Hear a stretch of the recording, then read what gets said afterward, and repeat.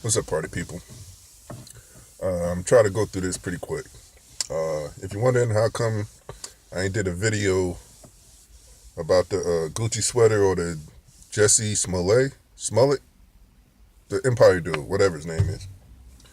The thing is, I did a video, but I didn't really feel comfortable about it because too many things wasn't making sense to me. You know what I mean? So, and I'm kind of glad I didn't put that video out now that some new information has surfaced. Because initially, like as a black man, when he was talking about he wore the news for 45 minutes because he felt kind of embarrassed and whatnot,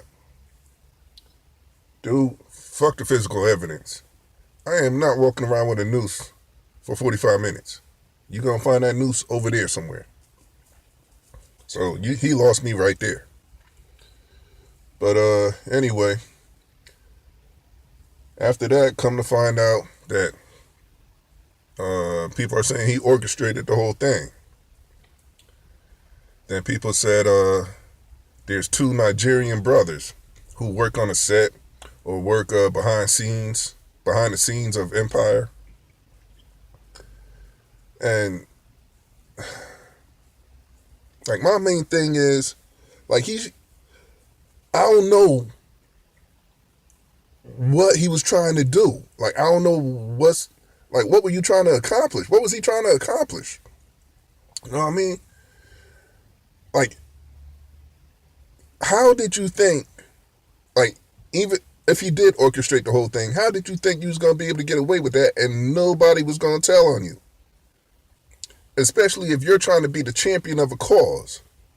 You know what I mean? You sitting up there if you're trying to be a champion of this cause, whatever cause that might be, and you want to get out here trying to tell people you're the gay Tupac, which, to get some shit straight, there is no category whatsoever you could align yourself with Tupac, bro.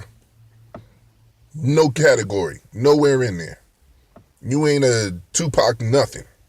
So, anywho, but whatever cause you're trying to champion yourself with, you definitely ain't gonna help it if you did orchestrate this. You know what I mean? If he did orchestrate this. You're damaging victims. You're damaging the cause. So, I just don't understand the purpose. Like, if he did lie, why? Why would you do that? Because you want to be the face? But it's a lie. So, I don't know. I don't know. You know, I'm looking, like I did, seen a statement from the Fox network, because somebody was saying something about they was going to write him off the show. And like I followed like the first season of Empire, but I kind of lost it after that. But if you was going to get written off the show, which like I said, I seen that statement from Fox network, said they have no plans of writing him off the show. But if you get caught making this false statement, then you can't be surprised if you get written off the show, bruh. Who's going to want that type of controversy with them? You know what I mean? Plus your support base, dude, you're going to screw your whole support base. So what was the point? You know, I'm just not understanding that. I'm not understanding that whole thing at all. It don't make no sense to me. I don't know if he was lying or if he ain't lying. Well, the last statement I heard about was they talked to the two Nigerian brothers, and according to police, they're in full cooperation. They're in full cooperation. But when it comes to statements about Jussie Smollet, he didn't want to give up his cell phone. So instead of giving up his cell phone, he gave him cell phone transcripts. But then the transcripts was redacted and edited. What you hiding? So then, after getting full cooperation from the two Nigerian brothers, they go to talk to Jussie again, and now he's hiding behind his lawyers. How you a champion, but you hiding behind your lawyers, bruh? Talking about, oh, well, the lawyers are going to represent them from now on.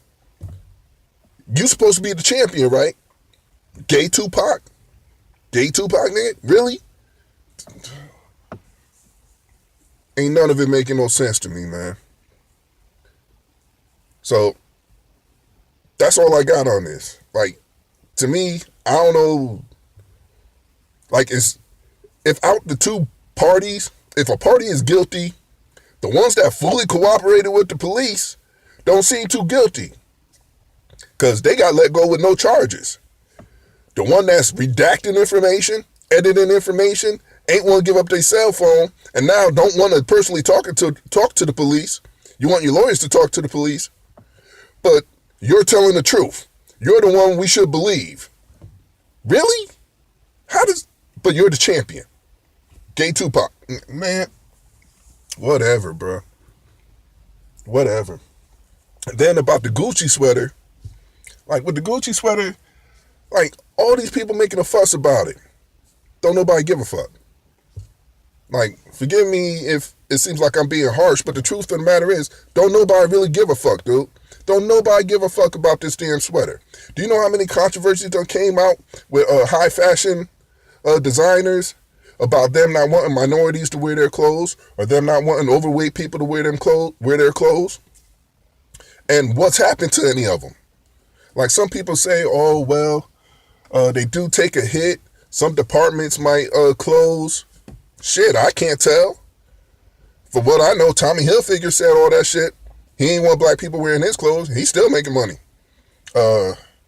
Timberland, I heard Timberland ain't want black people wearing their boots. They still making a killing. So, now, think about it. Gucci puts out this sweater right at the height of this whole blackface controversy. And it's a coincidence? It's an accident? This sweater had to be designed, approved, marketed, and modeled. So it went through numerous departments, and nobody batted an eyebrow at this sweater. They're acting like, oh, well, we ain't know it was going to be offensive. Yes, the fuck you did. You did know it was going to be offensive. But to me, like, when designers do that, to me, it just signals what side they're on. They're just letting whoever need to know, or their base, or their main marketing group, they just want them to know what side they're on. Because there's no way, with all this blackface controversy going on, you can sit up there and tell me this sweater went through all those departments and not one eyebrow was raised about it. And Gucci ain't noticed. But now they'd be like, oh, well, our bad. We'll take the sweater back. They don't give a fuck, man. They don't give a fuck. And in a year, ain't none of us going to give a fuck. Just like the other brands. Ain't nobody going to give a fuck. Like, there was a video out about how to market to Negroes. That the video was from 1954. I don't know if y'all got a chance to see it. Just look it up. You can YouTube it, Google it, whatever.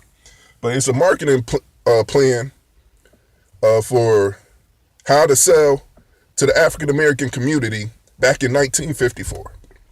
And their main thing about it was minorities care about labels.